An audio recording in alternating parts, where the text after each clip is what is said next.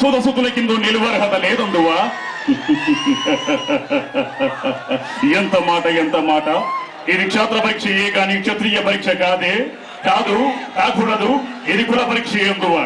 అటులైన మీ తండ్రి భరద్వాజుని జనన పెట్టింది, అది జుగుప్సాకరమైన మీ సంభవం పెట్టింది. మట్టి కుండలంలో పుట్టింది కదా, లేది ఏ కులము. ఇంత ఏళ్ళ అశ్వత్పితామహుడు గురుకుల వృద్ధుడు శాంతలవుడు శివసముద్రుని బాల్యము గంగా గర్భమును జయించలేదా?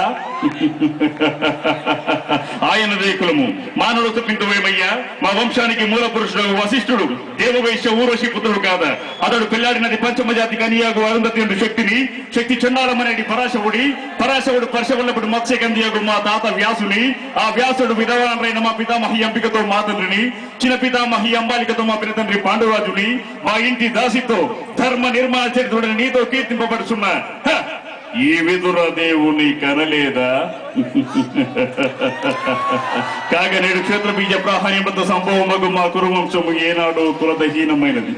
కాగా నేడు కులమని వ్యర్థవాదములందులకు మామ.